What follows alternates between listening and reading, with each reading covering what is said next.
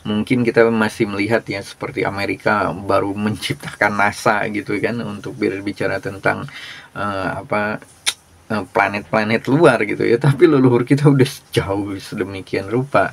Ini adalah bukti gitu ya, bukti bahwa bangsa kita ber-IQ-nya lebih tinggi, tapi pada kenyataannya hari ini adalah kita disamakan IQ-nya dengan simpanse, atau nggak ada bedanya dengan binatang itu ya. Nah ini apa saja sih permasalahannya gitu, kita mencoba ya. Saya ada beberapa tulisan ini dari, kalau kita memakai konsep Patanjala ya, Patanjala ini konsep disiplin ilmu leluhur Nusantara. Saya akan membahas tentang energi sebenarnya ke sana, cuman saya akan bedah dari metode saya pribadi, apa saja gitu ya, tentang kemunduran bangsa kita ini.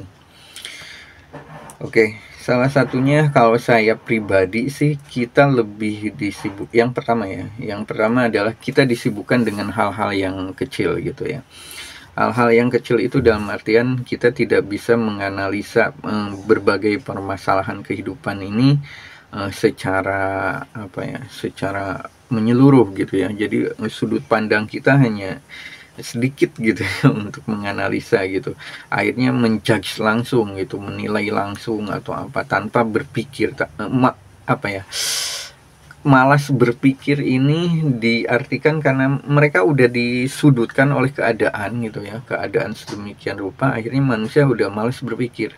Yang penting menghukumi atau menyimpulkan tanpa melihat dulu. Kalau saya makanya sering berkata di dalam konten saya, sebelum saya marah, sebelum saya mempunyai kesimpulan, saya menganalisa dulu. Saya udah selesai, ini ada satu kesimpulan, ini udah nggak bisa dirubah nih, ini nggak bisa ditoleransi gitu ya, baru saya mempunyai kesimpulan.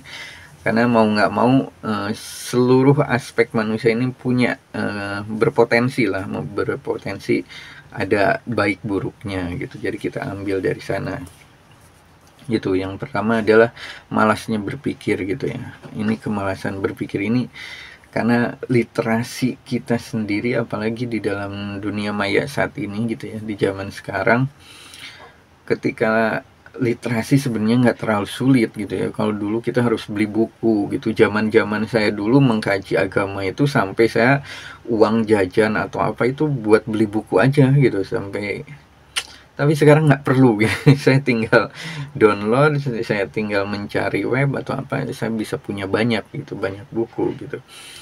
Sebenarnya ini ada satu kelebihan gitu ya di dalam teknologi, tapi ada satu kekurangan gitu, dimana ketika manusia kesadarannya ya, ini berbicara tentang kesadaran dulu, akhirnya kesadaran bagaimana manusia kita berani berpikir gitu ya, apalagi secara progresif gitu ya, mempelajari filsafat dan lain-lain.